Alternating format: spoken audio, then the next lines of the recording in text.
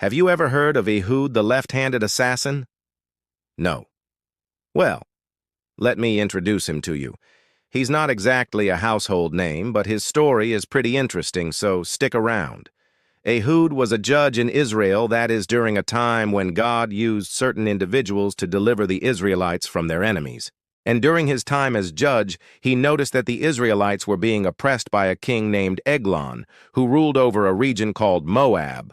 Now, it seems that every time Israel did something they shouldn't, like in this case, where they were worshiping other gods besides Yahweh, God would allow another nation to come and oppress them. So that's what was happening here. Israel had turned away from God, and God allowed Moab to come and oppress them.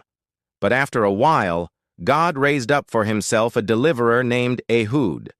The passage tells us that he was left-handed, which was actually quite unusual back then. Most people were right-handed, and the implication here is that because he was left-handed, he was probably not very good with weapons. In fact, the passage says that he made a double-edged sword and strapped it to his left thigh. That sounds pretty dangerous. So he paid a visit to King Eglon, and he came into the king's presence with a message. He said, "I have an urgent message from God to deliver to you." The king said, "Wait till this evening, for now is not a good time." But Ehud insisted, saying, "No, really, I must deliver the message right now. Otherwise, God will become angry about this delay." So the king told his servants to leave him alone with Ehud. Now, if you're wondering why the king let him come alone, well, it's because kings back then had a lot more respect and were given much more honor than they are today. People had to be careful when they talked to a king. They could get into serious trouble if they didn't say the right thing. Also, kings typically surrounded themselves with armed guards, and the king would sit on a raised platform. In fact, the Bible says that Eglon, the king of Moab, was sitting on a throne that was quite tall, probably taller than most modern sofas. So Ehud waited until the king settled down on the throne, and then he did something crazy.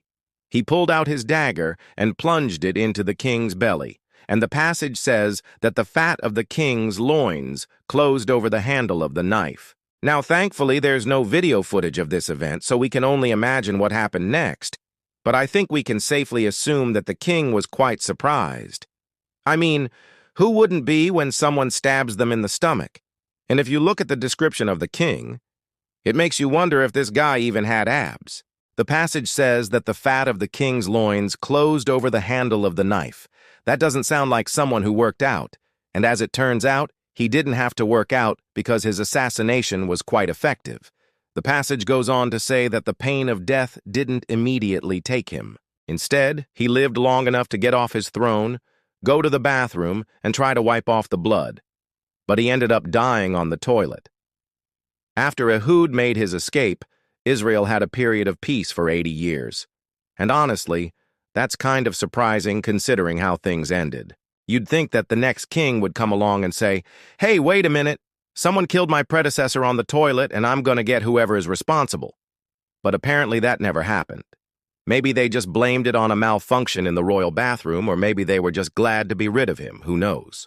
The point is that Ehud got away with his crime, although I don't think he'd be considered a criminal mastermind. His plan involved sneaking into the king's throne room, stabbing him without backup, and then running away. It seems a bit reckless, especially for someone who wasn't very good with weapons. So if you want to be a successful assassin, you might want to consider a few things. Do your best to avoid getting stabbed, possibly wear body armor, and don't attack people on the toilet. That's just gross. Thanks for watching. If you enjoyed this video, please subscribe and share with your friends.